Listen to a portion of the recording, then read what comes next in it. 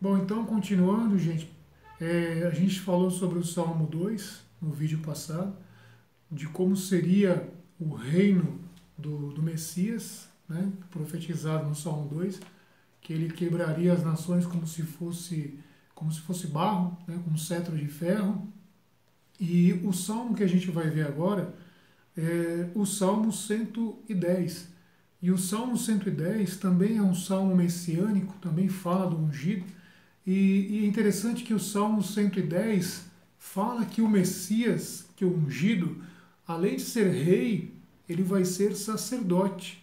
Isso nunca aconteceu. Não teve na história nenhum caso, nem podia, né? Nem podia o rei ser sacerdote ao mesmo tempo, ou um sacerdote ser rei.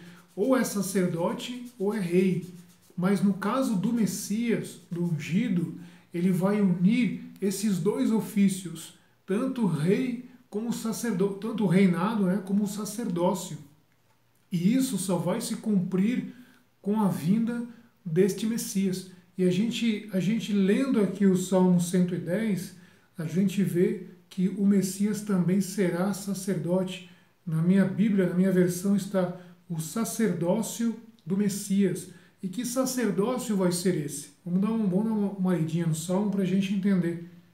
Assim diz o Senhor ao meu Senhor: senta-te à minha direita, até que eu ponha teus inimigos como escabelo de teus pés. Desde Sião o Senhor estende teu cetro poderoso. Novamente falando sobre cetro. Toda vez que fala sobre cetro, está falando sobre rei, né? É o rei que usa o cetro. E dominas em meio aos teus inimigos. A ti o principado no dia do teu nascimento, as honras sagradas desde o seio, desde a aurora da tua juventude. Então isso foi prometido para Jesus desde a eternidade, que ele seria rei e sacerdote. Só que ele não vai ser rei, ele não vai ser sacerdote, melhor dizendo, segundo a linhagem de Arão. Né? Por quê? Porque Arão, que era o sumo sacerdote, né? Começou inclusive com Arão, né? Esse pontificado que a gente fala, né? Começou com Arão, irmão de Moisés. Na verdade, não foi Arão que escolheu ser sumo sacerdote. Né? Deus ele não chegou lá e não fez uma campanha de votação para ver quem que vai ser eleito sumo sacerdote. Não pediu a opinião de ninguém. O próprio Deus ele determinou, ele estabeleceu quem seria sumo sacerdote. O próprio Deus escolheu quem iria trabalhar, né, queria apresentar a ele, né, as ofertas, os sacrifícios, iria ministrar. Né? Hoje as pessoas escolhem, né, escolhem ser pastor, as pessoas escolhem ser bispo, escolhem trabalhar na obra, né? Mas o chamado quem dá é Deus que chama. Eu posso querer ser alguma coisa, mas quem me chama é Deus, em primeiro lugar. Se Ele colocou no meu coração, em primeiro lugar, o desejo de fazer, eu vou começar a corresponder isso. Por quê? Porque Deus colocou no meu coração em primeiro lugar. É Deus que me chamou. A pessoa ela não tem desejo de servir a Deus à toa. A pessoa não tem desejo de servir a Deus porque não deu certo a vida dela, a profissão dela não deu certo. Então, já que não deu certo ser vendedor, não deu certo ser médico, não deu certo ser engenheiro, então eu vou ser pastor. Isso não existe. Existe um chamado. Né? E a pessoa que tem um chamado de Deus, aquilo arde no coração dela, aquilo queima no coração dela e ela trabalha em função daquilo. A vida dela se move em função daquilo. Não é ela que escolheu, é Deus que escolheu. Assim como acontecia com os profetas. Por exemplo, no caso do profeta Jeremias, ele passou por tantas dificuldades no ministério dele que chegou um momento lá que ele quis desistir, que ele não queria mais pregar a palavra, ele não queria mais falar. E aí, quando ele se calou e não mais falou, um fogo começou a arder no coração dele. Ele mesmo falou: quando eu decidi não mais falar, não mais pregar, é como se um fogo fosse aceso dentro de mim e me consumisse. Então, quando a pessoa ela tem um chamado, ela não resiste. Ela pode adiar, ela pode fugir, ela pode se esconder, mas vai chegar uma hora que ela vai ser confrontada e ela vai ter que fazer, ela vai ter que cumprir aquele chamado que Deus deu na vida dela. E isso é um privilégio, é um privilégio. Quando Deus chama, Ele capacita. Quando Deus chama, Ele adestra, né?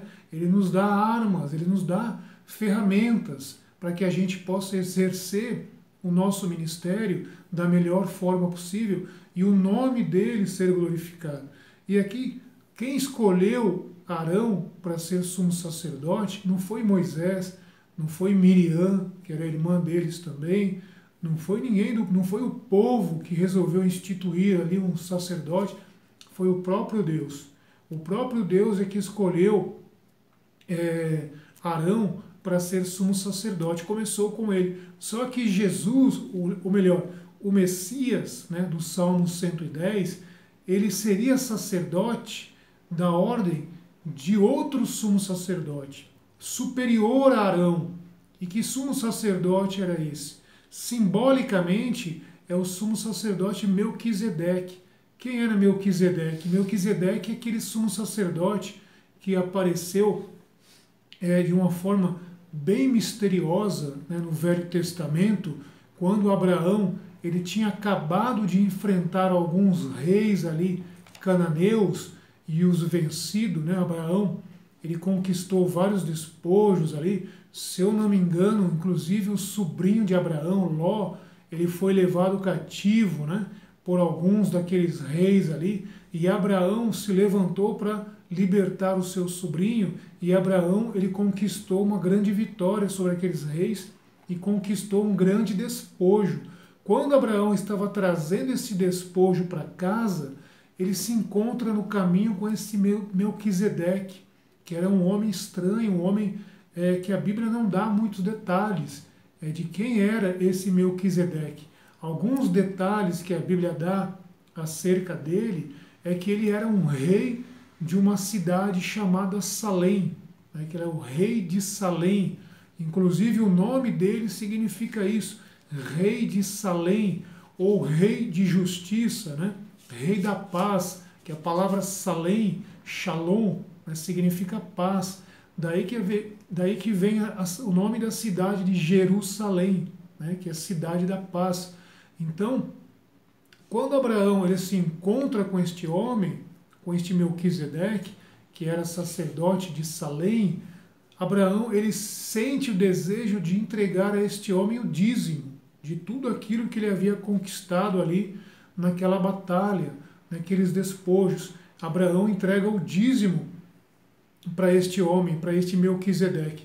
E lá no livro de Hebreus, o autor do livro de Hebreus, ele explica que este Melquisedeque, ele simboliza Cristo, simboliza o Messias.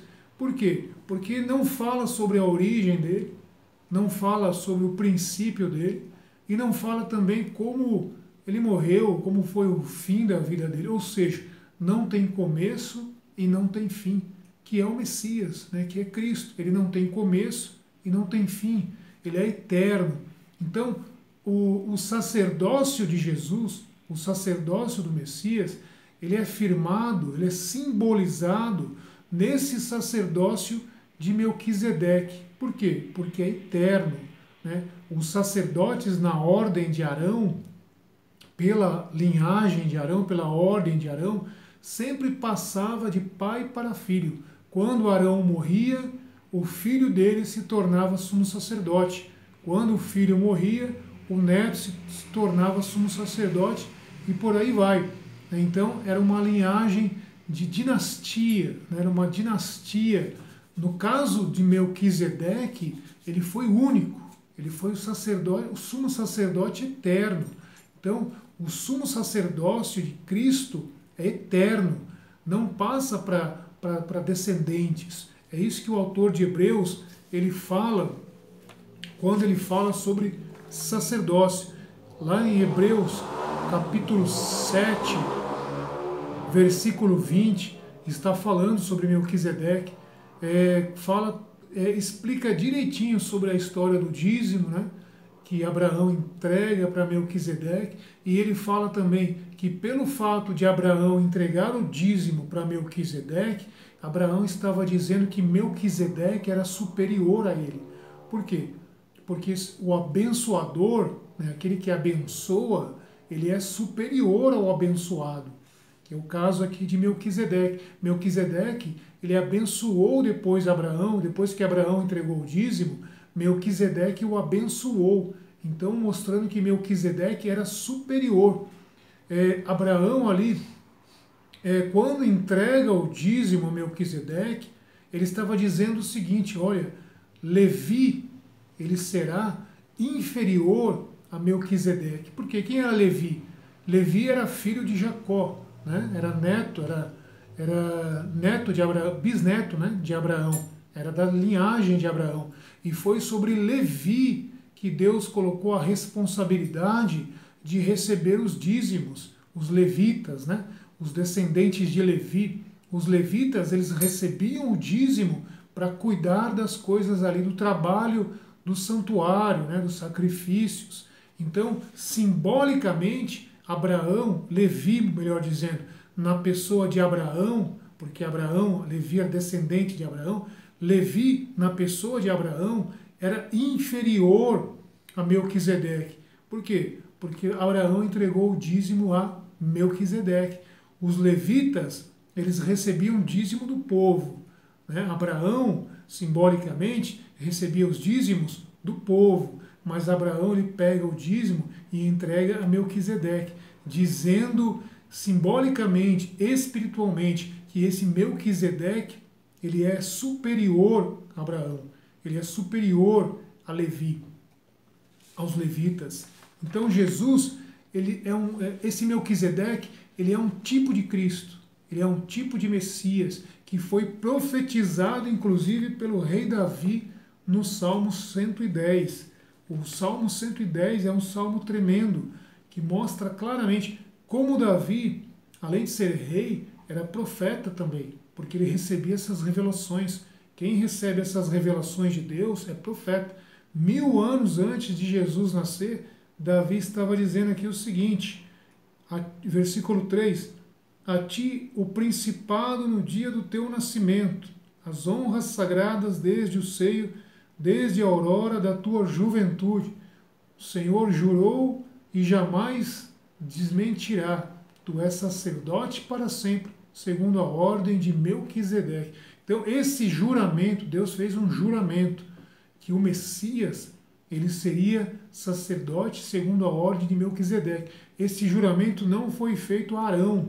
Se a gente for ver lá no livro de Levítico, se a gente for ver lá também no livro de Hebreus ele explica claramente sobre isso. O juramento do sacerdócio não foi feito a Arão.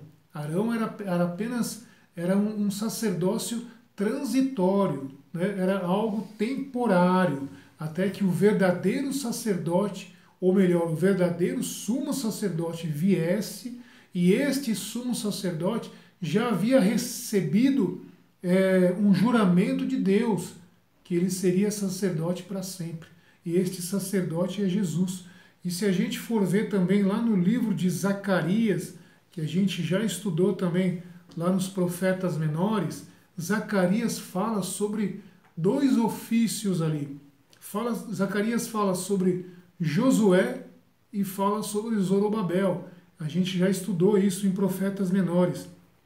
Josué, que simbolizava o sacerdócio, né, o sumo sacerdote Josué, olha que interessante. Inclusive o nome dele, né, Josué, também tem o mesmo significado no nome de Jesus. E o outro homem era Zorobabel, que representava o quê? O governo. Né? Então era o governo secular, né, e o governo espiritual.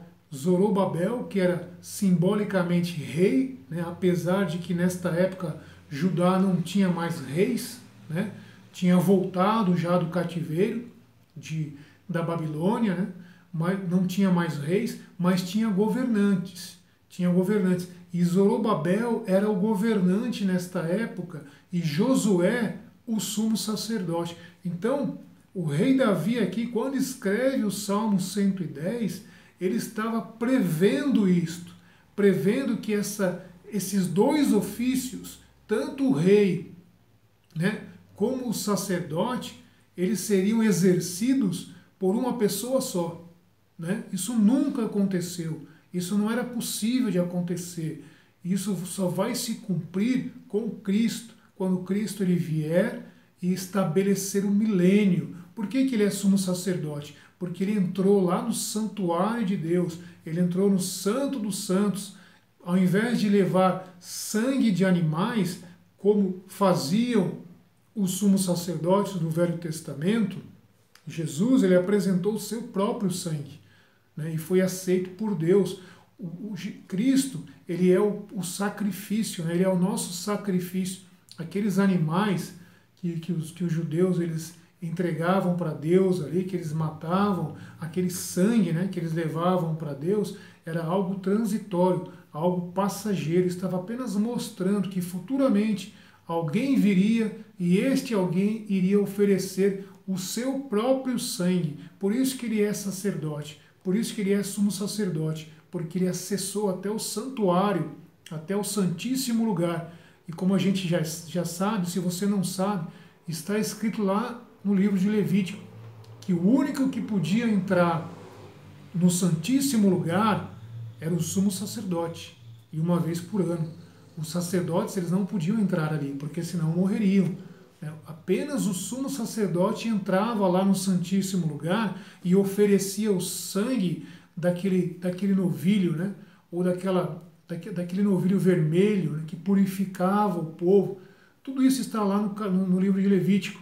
E Jesus, ele entrega a si mesmo, ele sendo sumo sacerdote, ele entrega a si mesmo como sacrifício a Deus, apresenta o seu próprio sangue, e aí Deus aceita e o povo é perdoado. O sangue, né, o que representa a vida, né, traz ali perdão e traz comunhão do homem com Deus. Esse é o ofício do sumo sacerdote. Né?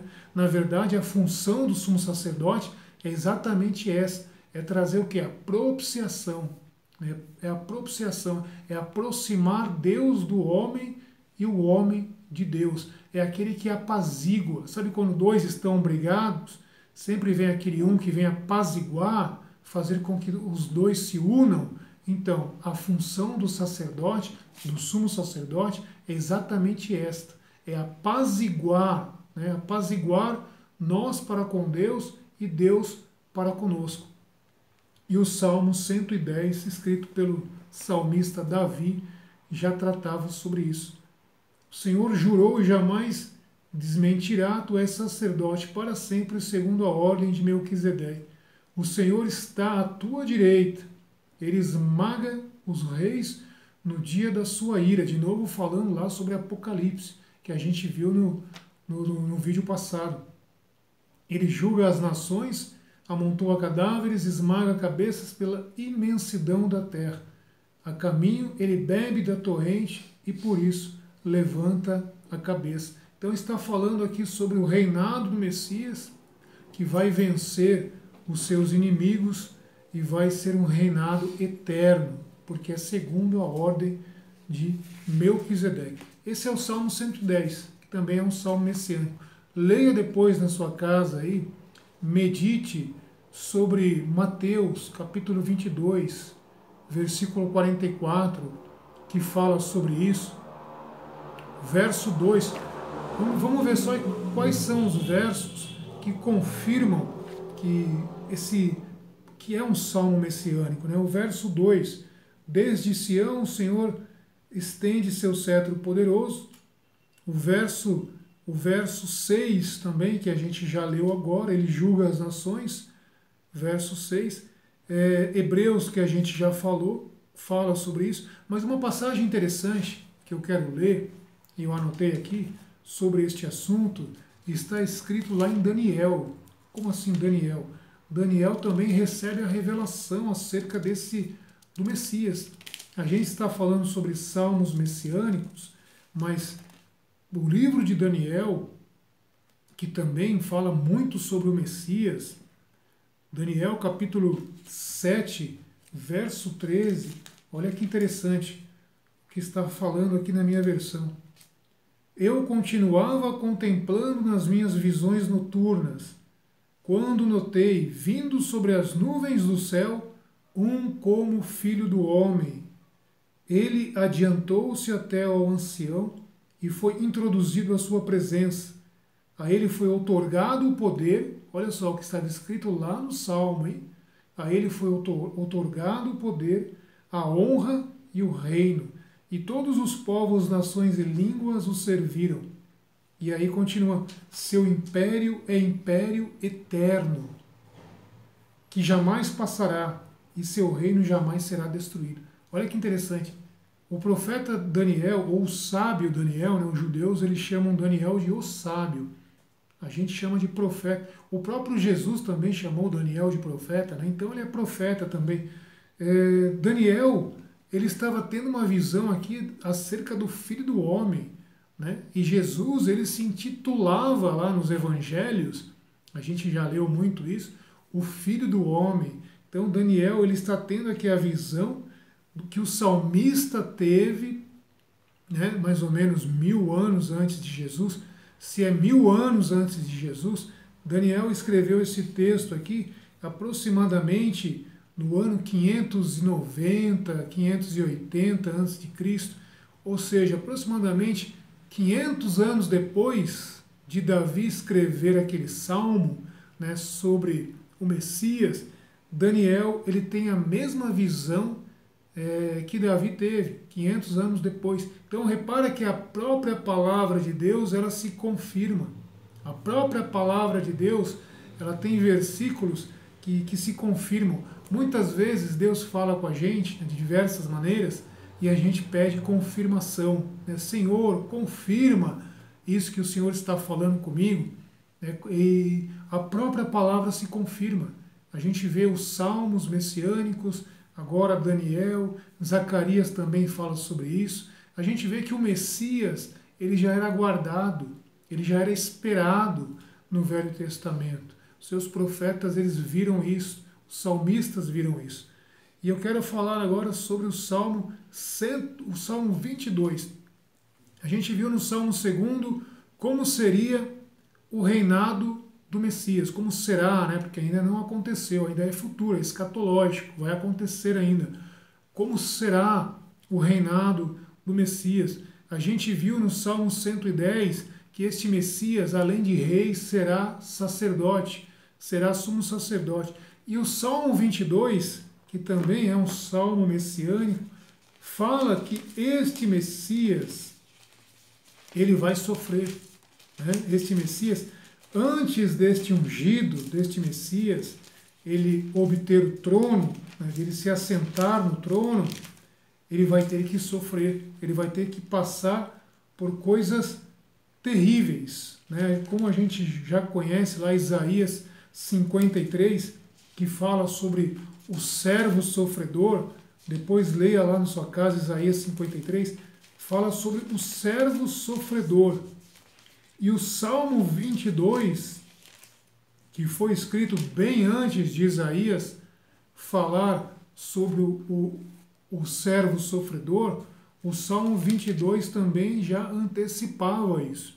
Isaías escreveu lá o capítulo 53, falando sobre o servo, capítulo 52 também fala sobre o servo sofredor, mas o salmista, que é o salmista Davi, né, o profeta Davi, a gente pode falar que ele é profeta também, né? Pedro, inclusive, fala isso, né, em uma de suas epístolas, que Davi era também profeta. Meu Deus, por que me abandonaste? Em outras versões, por que me desamparaste? É exatamente a frase que Jesus ele fala na cruz, né? Quando Jesus está sendo crucificado, é exatamente essa frase aqui. E o salmista Davi, 1000 anos antes disto, já estava tendo a revelação que o rei, né, que o Messias, que o ungido, antes dele assumir o trono, antes de ele governar, ele teria que ser rejeitado pelo povo. Ele teria que sofrer, ele teria que passar por várias tribulações, teria que ser experimentado, né, para poder ser de fato constituído rei. O próprio Jesus, quando ele estava lá no caminho de Emaús, lá no livro de Lucas, né, no finalzinho do livro de Lucas, aparece lá os dois discípulos, né, que estão tristes, andando ali, conversando. Depois que Jesus é crucificado, né, eles estão ali se dirigindo até Emaús, tristes, e aí o próprio Jesus começa a andar com eles ali, e Jesus pergunta para eles: o que vocês estão conversando aí enquanto vocês andam? Os discípulos falam: é acerca do que aconteceu nestes últimos dias, né, em Jerusalém. E aí Jesus fala: que acontecimentos? Né? O melhor, este homem aí, né, que anda com eles, que eles não reconhecem que é Jesus, ele fala: que acontecimentos? E aí eles param entristecidos e falam: você é o único que esteve em Jerusalém nestes últimos dias e não sabe o que aconteceu, ignora as coisas que aconteceram acerca de Jesus, o Nazareno, que era varão profeta, poderoso em obras e palavras, que foi entregue pelos nossos líderes, pelos nossos principais, pelos líderes religiosos, foi morto, né, foi crucificado, e nós que achávamos que ele seria aquele que iria redimir a Israel, ou em outras palavras, aquele que iria voltar a fazer com que Israel fosse uma potência, como foi na época do rei Davi. Os judeus, eles tinham essa expectativa, né? Os próprios discípulos de Jesus, na época, eles tinham essa expectativa, que ia chegar um momento que Jesus iria assumir o governo ali, iria reinar, e Israel voltaria a ser uma grande potência. E aí Jesus, ele para e ele fala: como vocês são demorados para entender, como vocês são nécios, tardos para entender tudo que as Escrituras falam a respeito do Messias. Por acaso não está escrito lá nas Escrituras que o Messias tinha que padecer? E aí Jesus, ele começa a explicar para esses discípulos tudo que estava escrito nas Escrituras acerca do Messias. As Escrituras, elas falam que o Messias, ele vai reinar. Sim, exatamente, fala mesmo. Fala lá como a gente viu no Salmo 110, como a gente viu no Salmo 2, mas também as Escrituras falam que o Messias tinha que sofrer, que o Messias tinha que padecer, que o Messias tinha que morrer. E aí Jesus, ele começa a explicar. Com certeza Jesus, ele citou ali Isaías 53, com certeza ele citou outras passagens, mas com certeza absoluta, Jesus, ele citou o Salmo 22. Se esses discípulos, eles tivessem se lembrado do Salmo 22, eles teriam entendido por que Jesus tinha que ser crucificado. Por que Jesus passou pelo que ele passou. Repare que todas as respostas estão na palavra de Deus para as nossas dúvidas. E eles, como judeus, eles tinham o dever de conhecer as Escrituras. Né? Eles tinham que conhecer o Salmo 22, escrito pelo salmista Davi. Então, se eles tivessem entendimento disto, eles teriam compreendido por que Jesus teve que passar por tudo aquilo que ele passou. E o próprio Jesus explicou para eles. Né? Explicou todas as Escrituras, começando pelos Salmos, depois pelos profetas. Daniel, como a gente leu agora, também teve a revelação do Messias. Mas a maior dificuldade que os judeus tiveram para entender é por que Jesus teve que passar por tanto sofrimento.